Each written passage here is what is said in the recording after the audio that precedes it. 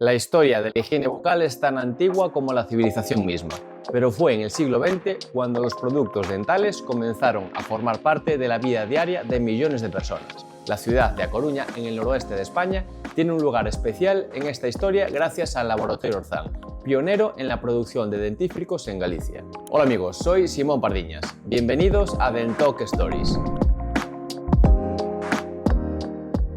El dentífrico Orzán se convirtió en una de las primeras pastas dentales gallegas en ser producidas y comercializadas en gran escala.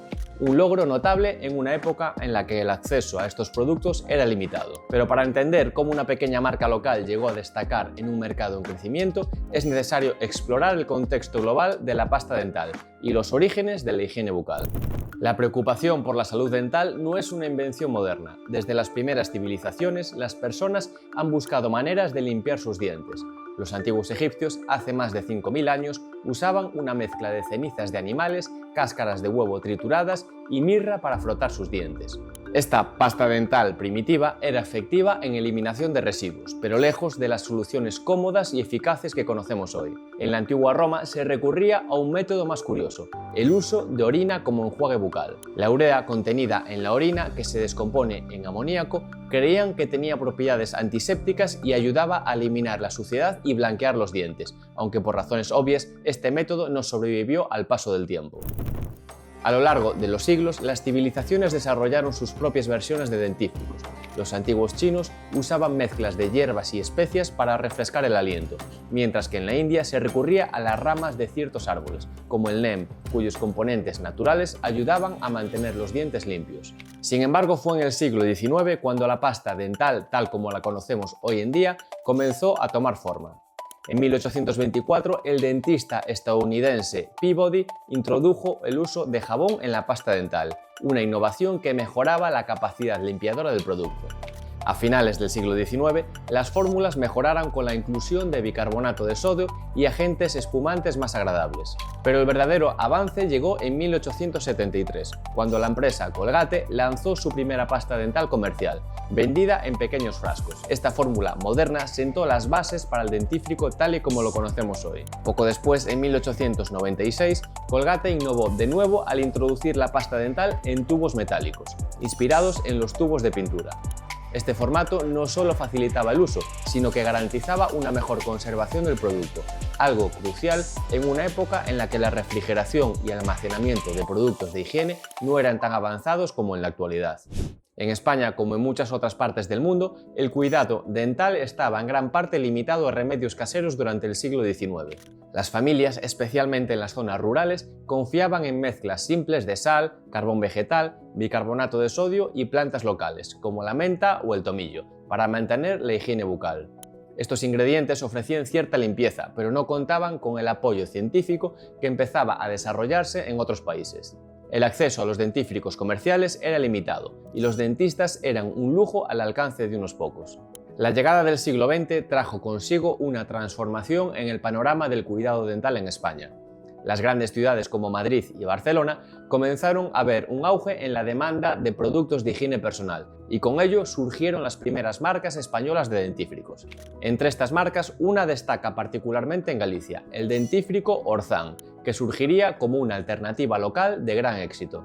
En 1909, el farmacéutico gallego Vicente Pérez Peña fundó el Laboratorio Orzán en A Coruña, con el propósito de desarrollar productos farmacéuticos que mejoraran la calidad de vida de los gallegos. Inspirado por la playa del Orzán, un icónico punto de referencia en la ciudad, Pérez Peña eligió este nombre para su laboratorio, buscando representar la cercanía con la población y las raíces locales de su empresa. En sus primeros años, el laboratorio Orzán se centró en la producción de medicamentos y productos de cuidado personal, pero pronto vio la oportunidad de introducir un dentífrico que pudiera competir con las grandes marcas extranjeras que empezaban a entrar en el mercado español. El dentífrico Orzán fue uno de los primeros en Galicia en ser comercializado de manera profesional y envasado en tubos metálicos, una novedad para la época que facilitaba su conservación y uso. La fórmula de la crema dental Orzán era simple pero efectiva. Con ingredientes como bicarbonato de sodio, sales minerales y aceites esenciales, el dentífrico ofrecía una solución efectiva para la limpieza dental, mientras prevenía problemas como las caries, que en ese momento eran comunes en la población. Esta fórmula innovadora pronto se ganó la confianza de los consumidores, no solo en Galicia, sino también en otras partes de España.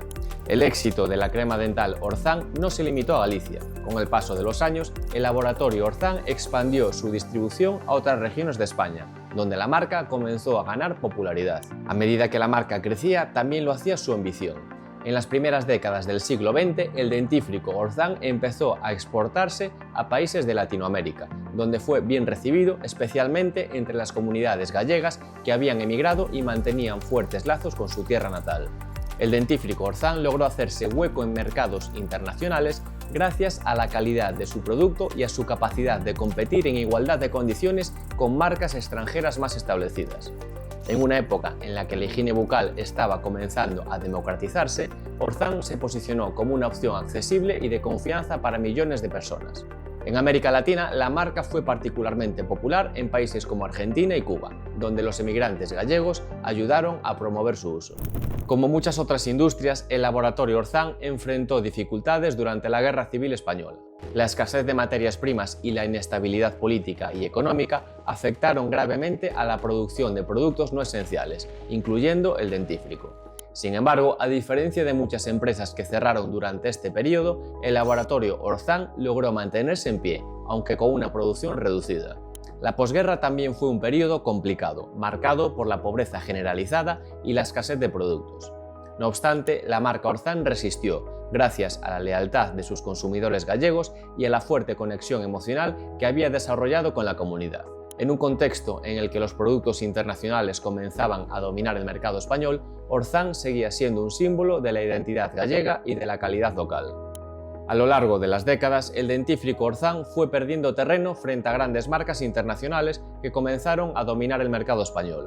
Sin embargo, el legado de Orzán sigue vivo en la memoria de muchos gallegos, que crecieron usando este dentífrico, una marca que simbolizaba la innovación local y el compromiso con la calidad. El laboratorio Orzán y su dentífrico no solo mejoraron la salud bucal de miles de personas, sino que también demostraron que una pequeña empresa local podía competir en un mercado global. Hoy en día, aunque la marca Orzán ya no está presente en las estanterías, su historia sigue siendo un ejemplo de cómo Galicia, desde sus raíces locales, logró impactar al mundo. Si quieres oír más historias curiosas como esta sobre salud bucodental, no olvides suscribirte al canal y puedes dejar todas tus dudas en los comentarios de los vídeos.